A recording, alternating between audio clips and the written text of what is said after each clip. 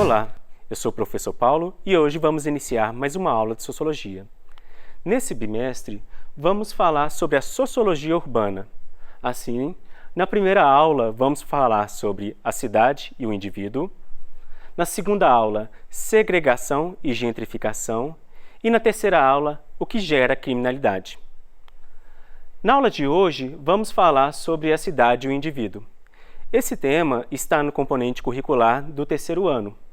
E no PET de vocês podem acompanhar pela semana 1. Então vamos analisar e avaliar os impactos das tecnologias na estruturação e nas dinâmicas de grupos, povos e sociedades contemporâneos, bem como suas interferências nas decisões políticas, sociais, ambientais, econômicas e culturais. Para a gente iniciar a conversa, precisamos entender que falar da cidade e dos seus impactos na formação dos indivíduos nos remete ao surgimento da sociologia como área do conhecimento. A sociologia procurou entender os conflitos sociais e propor soluções. Então, nós temos que entender que existe uma grande relação entre a sociologia e o surgimento da cidade moderna. Mas a cidade, enquanto organização, ela não surgiu como algo novo, assim como a sociologia. Há relatos de que a cidade surgiu desde o período neolítico, 10 mil anos atrás. Mas desse tempo até hoje, passamos por vários tipos de organização. Mas somente após a Revolução Industrial que as cidades tomaram uma outra dinâmica que passou a ser pensada pela sociologia, porque ela surge nesse momento para entender os conflitos sociais que começaram a surgir nesse momento também. Então, as cidades fazem parte da organização dos seres humanos enquanto sociedade, mas enquanto organização, como a conhecemos, tem sua origem no século XVIII, ou seja, com a Revolução Industrial. Momento em que criou uma nova realidade para a organização social e também os conflitos sociais. Então, nós podemos ver, tanto pelas aulas de história, quando falamos da Revolução Industrial, com o surgimento da máquina a vapor, não foi somente a produção que ficou acelerada, mas a dinâmica das relações sociais também tiveram um impacto. Então, a dinâmica da vida das pessoas também ficaram aceleradas. Então, para ilustrar esse período histórico da Revolução Industrial, nós temos o filme conhecido do Charlie Chaplin, que se chama Tempos Modernos. Então, por meio desse filme, o personagem ele vai ilustrar várias situações que surgiram com o surgimento da máquina a vapor e com a indústria. Então, nós vamos ter a produção acelerada, nós vamos ter a repetição do trabalho, e ali, fora da fábrica, nós vamos ter conflitos sociais, por exemplo, com a polícia, porque era um período onde as pessoas que não estavam trabalhando, mas que estavam desocupadas, eram vistas como marginais. Então, elas ou deviam estar trabalhando ou na cadeia, então elas eram perseguidas por não estarem trabalhando. Ali a gente vê também a organização dos trabalhadores, a busca diária por um trabalho, porque ainda não havia um contrato de trabalho onde garantia o emprego. Então, o filme ilustra de uma forma bem-humorada uma situação trágica que acometia a população naquele momento. E também podemos ilustrar com outro filme que se chama Dance, um grito de justiça. Nesse filme, ele é mais recente na sua produção, retrata situações das fábricas naquele momento onde mulheres, crianças trabalhavam nas mesmas condições que os homens. Então, haviam mulheres grávidas, haviam crianças no meio das tecelagens, e após exaustivas jornadas de trabalho, muitas crianças adormeciam e eram mortas pelas máquinas.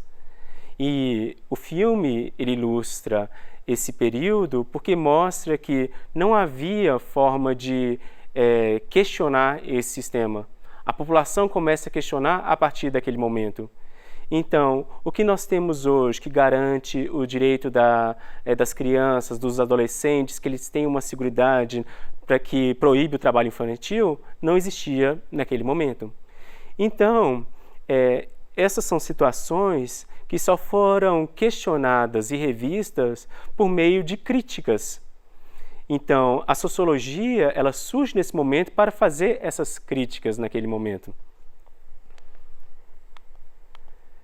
Então, entre esses primeiros críticos, há sociólogos que nós chamamos de sociólogos clássicos, porque eles representam um período da sociologia que chamamos de sociologia clássica, porque foram as primeiras pessoas a pensarem uma nova ciência para interpretar a sociedade. Então, entre eles, nós podemos citar o Karl Marx, Max Weber, Émile Durkheim e George Simmel. Entre esses 4 autores, na aula de hoje nós vamos focar em apenas 2, que é o Émile Durkheim e o George Simmel. O Émile Durkheim, ele apresenta uma transformação na sociedade, de pequenas comunidades ou agrupamentos homogêneos para sociedades grandes e complexas. E a divisão do trabalho, por meio da especialização, trouxe um foco no indivíduo em vez do coletivo.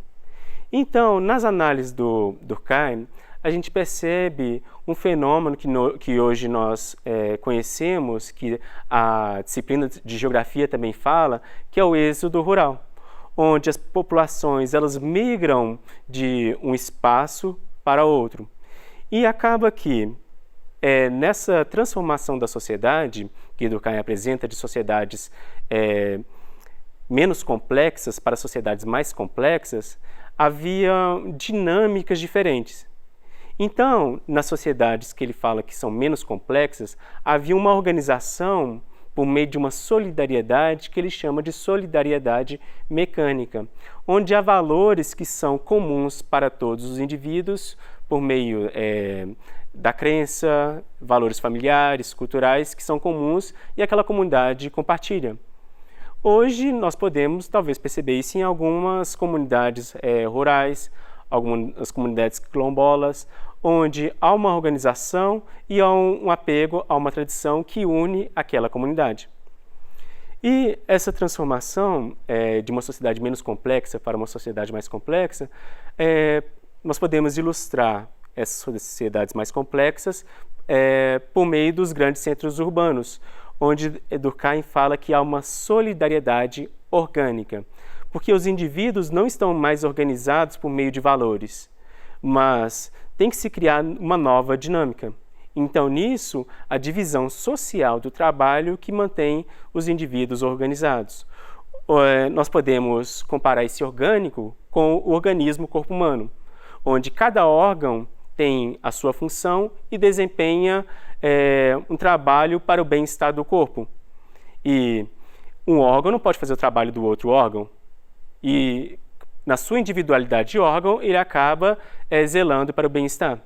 Assim também a sociedade, onde cada indivíduo, por meio do seu trabalho, do seu trabalho social, ele contribui para o bem-estar daquela sociedade. Sendo que, se ele não desempenhar aquele papel de uma forma adequada, ele vai deixar aquela sociedade desorganizada. E o outro autor que nos faz pensar essa dinâmica da cidade, como ele interfere na vida dos indivíduos, é o George Simmel, onde ele notou que na cidade moderna havia uma contradição entre o crescente individualismo das pessoas e a crescente interdependência entre elas. Para que a população acelerasse e os lucros aumentassem, a industrialização capitalista fragmentou a forma como os bens de consumo eram produzidos. Então, nas sociedades modernas, nos grandes centros urbanos, nós temos uma relação mais individualista entre as pessoas. Mas, ao mesmo tempo, existe uma grande interdependência entre essas pessoas. Para ilustrar, podemos pensar que, se moramos numa cidade grande, eu não conheço todas as pessoas que vivem ali, mas eu preciso do trabalho de vários profissionais. seja na escola, professores, agentes de serviços, a direção, as pedagogas.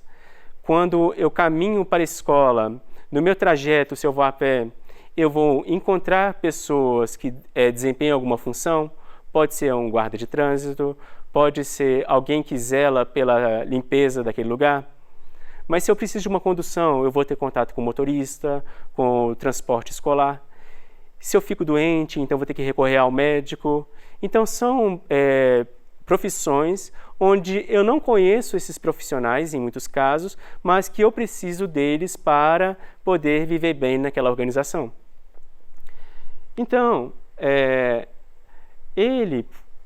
o Simmel, apesar de ter vivido muito tempo, ele pensou em alguns aspectos que a sociedade moderna estava apresentando, essa organização, e o impacto que isso ia ter na vida dos indivíduos, onde ele fala do conceito de intensificação da vida nervosa, que acaba sendo um impacto, um impacto psíquico na vida das pessoas. Então, como eu falei antes, que com o surgimento das fábricas, com a Revolução Industrial, não foram só as máquinas que começaram a produzir mais, então a gente vê uma aceleração na vida das pessoas que traz consequências psíquicas. Por exemplo, por meio de uma rotina acelerada, onde as pessoas desempenham vários trabalhos, têm vários compromissos e tem uma rotina para ser seguida, então isso acaba trazendo impactos na vida daquela pessoa. Então, ela pode entrar num estado de depressão. Há casos onde a pessoa não sabe lidar com as transformações que levam ao suicídio, que foi um dos trabalhos que Durkheim fez logo que ele começou a pensar esse novo modelo de sociedade. Então, a rotina da cidade, ela começa a afetar as pessoas. E muitas acabam não sabendo lidar com essa dinâmica, que nós podemos falar da cidade grande, por meio dos barulhos, dos sinais sonoros, os estímulos visuais que nós temos o tempo todo. Então, são várias informações que vamos recebendo que isso acaba impactando na vida dos indivíduos, esse modo acelerado. Então, aqui nós temos dois modelos de organização. A dinâmica das cidades grandes, as metrópoles, cria um excesso de estímulos que vão interferindo no modo de vida e no comportamento dos indivíduos. Assim, torna-se perceptível como são as pessoas da cidade grande e das cidades pequenas. Então, se numa cidade grande eu só posso ser reconhecido pelo meu nome completo, pelo meu registro de uma identidade, a dinâmica na cidade pequena é outra.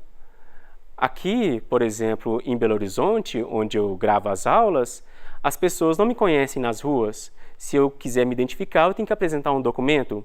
Se eu vou entrar em um estabelecimento, eu tenho que me identificar sempre, quando há uma organização que procura controlar as pessoas que estão ali. Mas se eu for numa cidade pequena, e muitas pessoas talvez já conheçam isso, eles não vão perguntar seu nome completo, mas vão perguntar sua filiação, seu parente mais próximo. Eu nunca fui em Teófilo Otoni, mas se eu falar que eu sou o neto da dona Neca, a cidade toda vai saber quem sou eu. E eu nunca fui nessa cidade, porque ela é uma senhora que tem mais de 100 anos e vive lá. Então, há dinâmicas de cidades, de algumas cidades que são diferentes de outras. Então, assim, a gente fala que na nossa sociedade moderna nós temos dois modelos de cidades coexistindo. Isso vai depender da dinâmica daquela cidade, com o sistema de produção, principalmente o sistema capitalista. Então, isso traz um impacto que nós devemos pensar. As pessoas que vivem em grandes centros urbanos têm um comportamento diferente de quem vive em cidades pequenas? Será que as relações sociais elas são diferentes? Então, vamos começar a observar isso. Se eu moro numa cidade grande e visito uma cidade pequena, como eu observo essas mudanças? Ou é o contrário, quando eu vivo numa cidade pequena e visito uma cidade grande regularmente, que impacto isso traz para mim? Como eu percebo essas mudanças? E isso nós podemos também observar no nosso bairro. Como você se relaciona com as pessoas do seu bairro, da sua rua e até mesmo com seus vizinhos.